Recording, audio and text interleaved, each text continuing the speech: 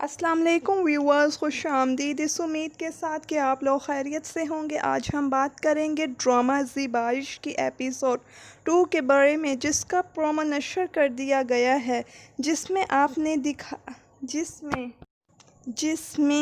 آپ نے دیکھا دو گھرانوں کی مختلف کہانیاں۔ ایک طرف تو پیر گھرانہ دکھایا گیا، دوسری طرف شوبز انڈسٹری کی مشہور شخصیت شاہانہ کو دکھایا گیا۔ شاہانہ مقبولیت میں اتنا کھو چکی ہیں کہ وہ اپنے شوہر تک کو وقت نہیں دے پاتی، بلکہ اس کے ہسبینڈ کے دوست جاوید سے بھی اس کے تعلقات ہیں، جس کا ہر وقت وہاں پر آنا جانا لگا رہتا ہے۔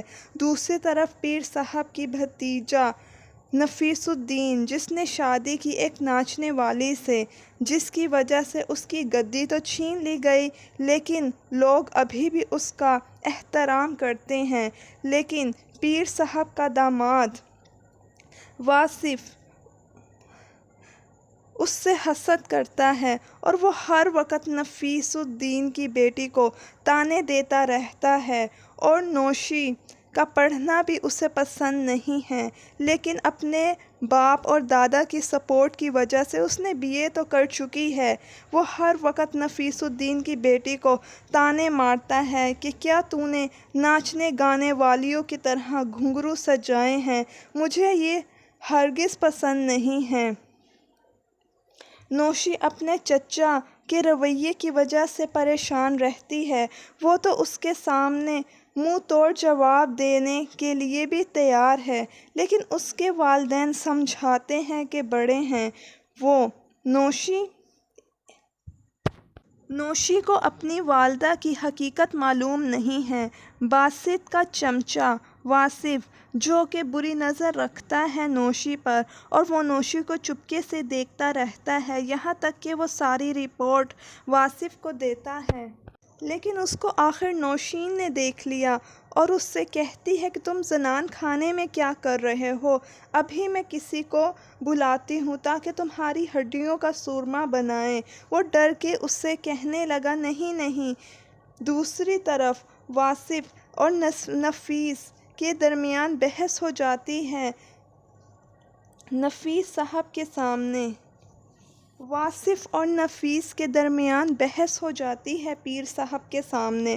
وہ نفیس سے کہتا ہے کہ اگر میری بیٹی طوائف کی ہوتی نا تو اس سے زیادہ برا سلوک کرتا۔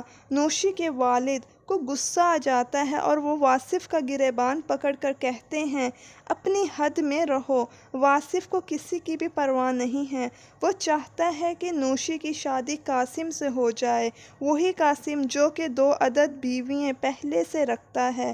دوسری طرف شاہانہ میٹھی چھری بن کر اپنے ہسبینڈ سے کہتی ہے کہ یاد ہے نا، اس بار میں تم سے اینیورسری پر ڈائمنڈ رنگ لوں گی۔ جواب میں وہ کہتے ہیں کہ لاٹری لگی ہے میری، جو میں عوام الناس میں ہیرے بانٹتا پھروں۔ واصف اپنی بیوی سے کہتا ہے کہ عورت کا پڑھنا لکھنا جرم ہے میری ریاست میں۔ یہ کہہ کر وہ وہاں سے چلا گیا۔